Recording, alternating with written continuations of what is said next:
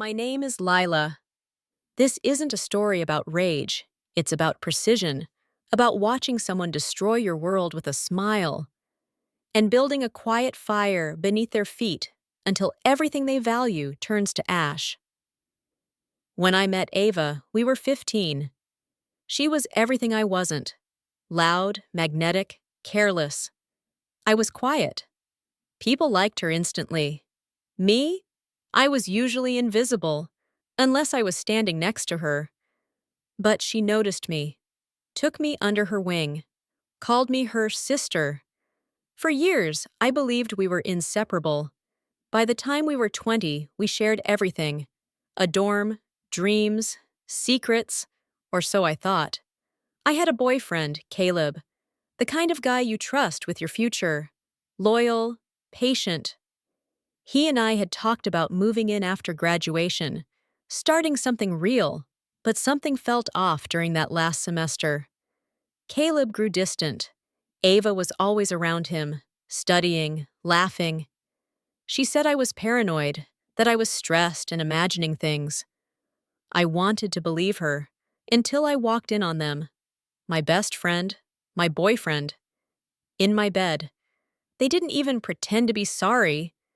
Ava just smirked and said, "Maybe if you weren't so boring, this wouldn't have happened." I left.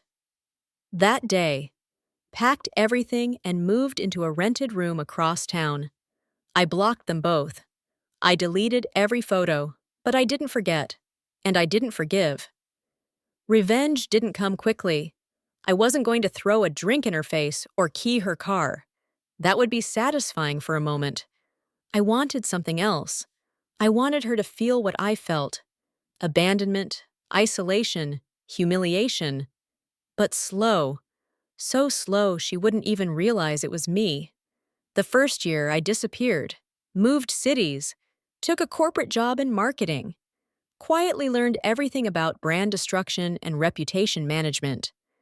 Meanwhile, Ava and Caleb became a couple online. Influencer types, photo shoots in orchards, quotes about truth and love. Sickening. They started a business, a lifestyle brand: candles, skincare, journals with empowering quotes. I watched. I took notes. I waited. By the third year, I had enough. I created a new identity. Fake name, fake company. Started buying from their store, leaving glowing reviews, building trust. Then I started making content. At first, small posts. Their packaging is so beautiful. Love how honest they are with their fans. Soon, they featured me in their community highlight. They had no idea it was me. That's when I began step 2. I hired a friend to pose as a former employee. She leaked screenshots to small drama blogs, accusations of unpaid labor, toxic environment, manipulation. Most didn't take it seriously at first, but I kept going. Another anonymous tip: old tweets, a photo of Caleb drunk at a party, groping someone. Then another, and another. The algorithm did the rest. Their brand started to crack. They posted apologies, deleted comments. But the more they tried to control it, the worse it looked. In year 4, I leaked the real piece.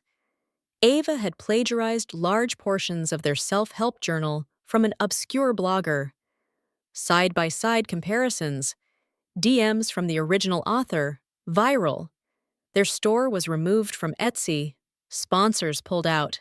Their podcast lost all advertisers in a week. Ava went quiet.